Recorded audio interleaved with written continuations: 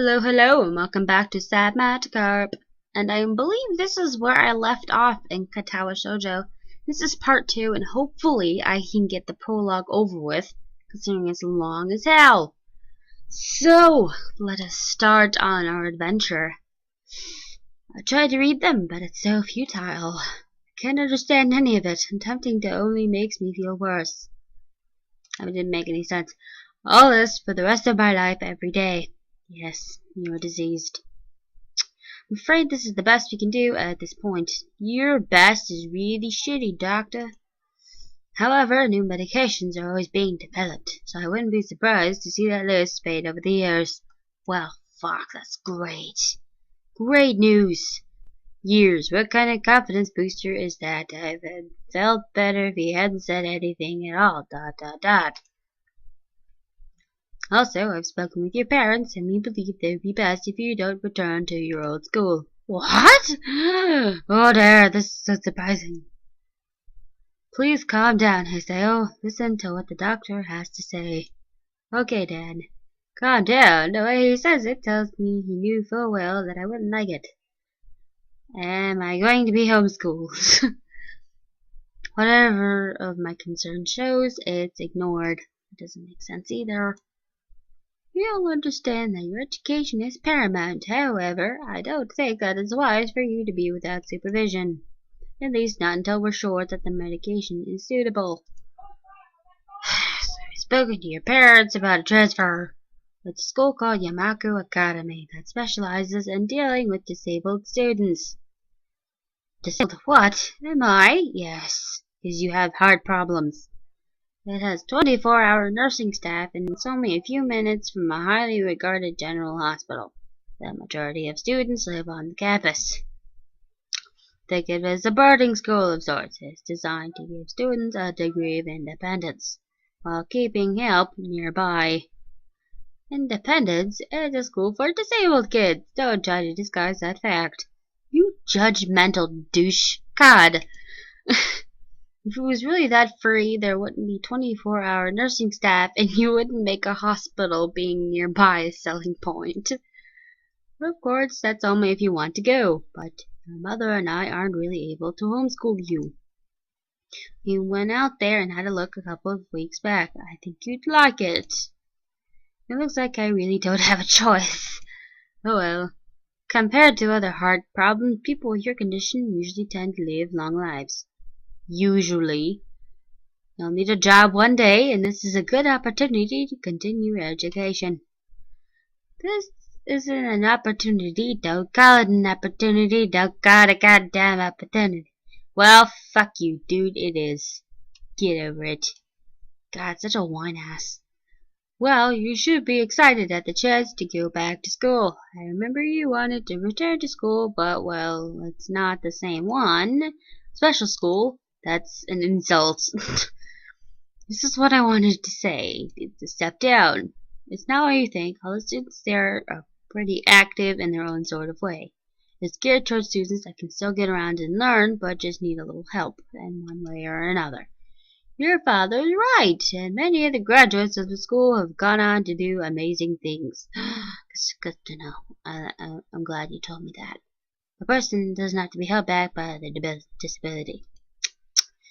One of my colleagues is another school, in another hospital, school, is a graduate.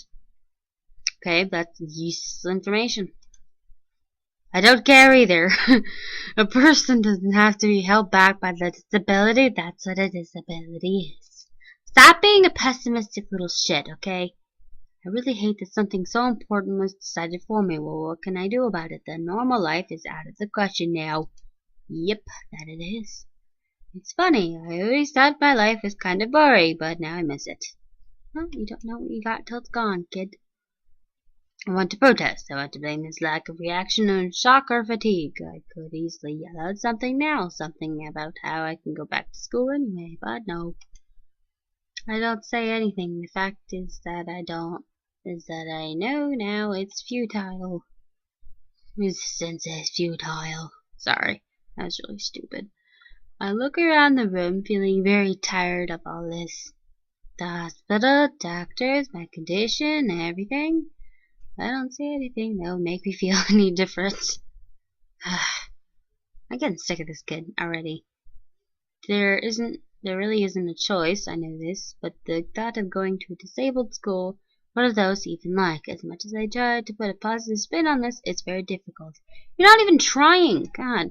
But let me try. As I said, you're not trying. A clean slate isn't a bad thing. Oh, I'm getting a little more optimistic. That is all I can think of to get me through this. At least I still have something, even if it's a special school, quote unquote. It's something. It's a fresh start, and my life isn't over. It would be a mistake to just resign myself to thinking that. At the very least, I'll try to see what my new life will look like. Ooh, fadey out. Okay. What's this? Okay. Act 1, Life Expectancy. Okay. Big promiscuous gate. Gate looked far too pompous for what it was. In fact, gates in general seem to do that, but this one especially so. Red bricks, black wrought iron, gray plaster assembled into a hole that didn't feel welcoming at all. Okay. I wonder if it looked like what a gate for a school should look like, but couldn't really decide. Probably no. Of course, I don't want to get stuck on thinking about the gate for too long, so I entered through it with a brisk pace that felt surprisingly good. Oh God. Moving forward feels good. I'm sorry. Oh God, okay. So I walked towards the main building of Yamako Academy with this brisk pace.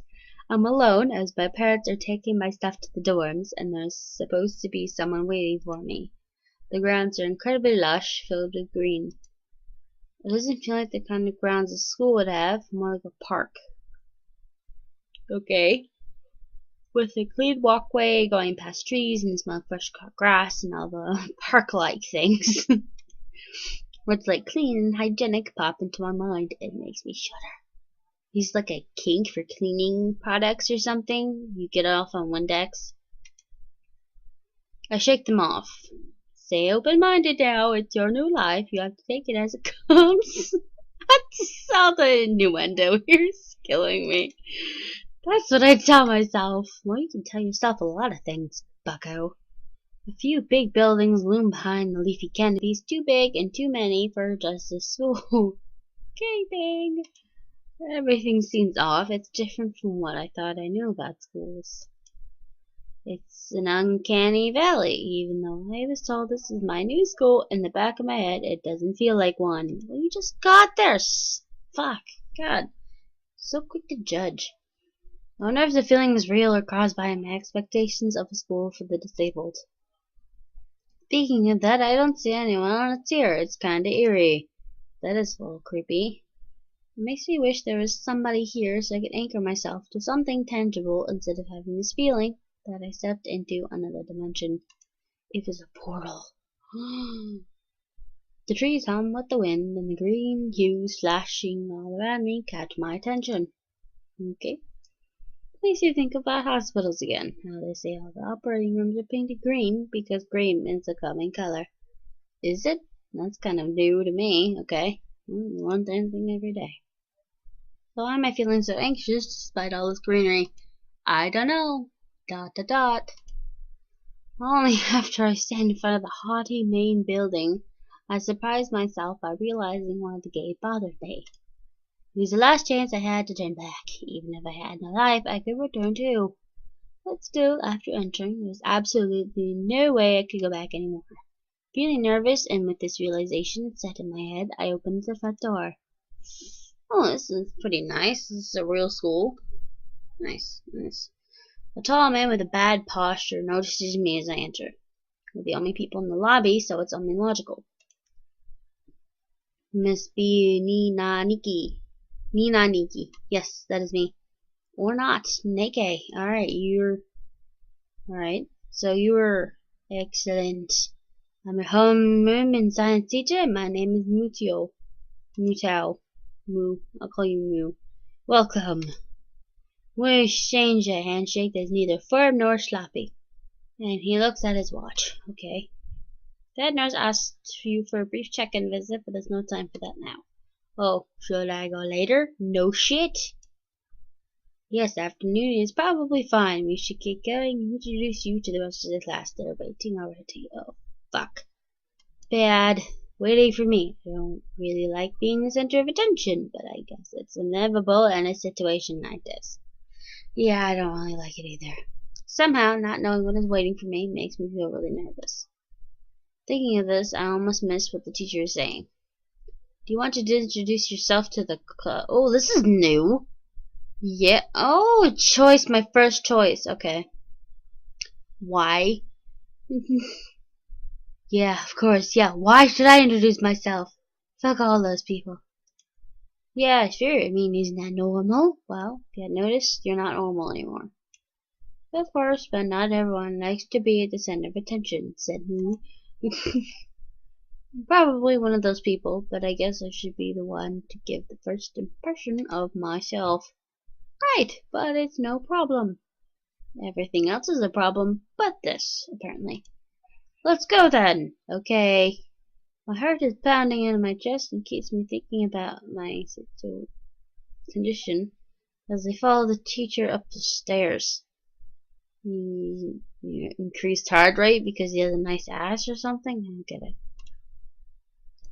The third floor down the third floor corridor is marked as the classroom for class 3-3. Why is there so many threes? Jesus Christ. Moo opens the door and enters. Wow, that's a fucking weird picture. Look at that thing. God. Good morning, everyone. Sorry I'm late again. Well, you're always late? Wow. I hesitate for a split second at the door, freezing on the spot. Ah, get a creep. This is a big step, I know that, but there isn't any point to worrying so much about it. At least not this soon.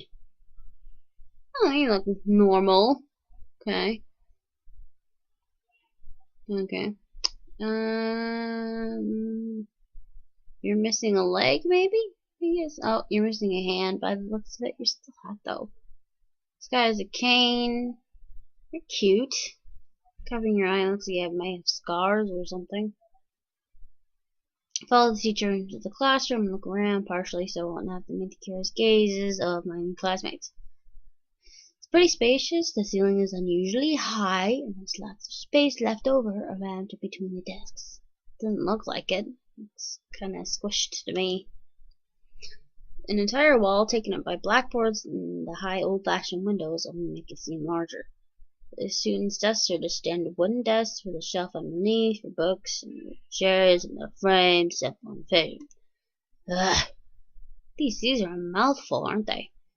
I stop walking in front of the classroom and face the other students. They all look normal, like students in any other school, but then why would they be here? Oh, I don't know. They're probably like me and there's something wrong with them, only it's just not immediately obvious. Then I noticed that one of the girls seemed to be missing the thumb on her right hand. Oh, it's a thumb? Okay, it's a little jarring. Okay. Despite the natural tendency to listen when someone's talking about you, I tune out the teacher's speech halfway through while he introduces me to the class. He looks like an asshole. Oh, she's cute. Missing most of your limbs, though. She's cute, too. You look like a cunt, but you're cute. Oh my god, this guy at the back, what the fuck is wrong with him? God damn. I'm sorry, okay. Cartman. You're Cartman. Despite the natural tendency. Okay, I already read that. I notice a flash of dark hair and see that someone is looking at me, a girl with really long straight hair. That is pretty eye-catching. When she sees me looking back at her, she covers her face with her hands as if it will make her invisible. Whatever floats your boat. There was one boy with a cane leaning against the lockers at the rear of the class. It's weird seeing someone so young with a cane. Well, you don't have to be a dick about it. Another girl seems to be making some weird hand motions. Sign language? No, just waves her hands around for no reason.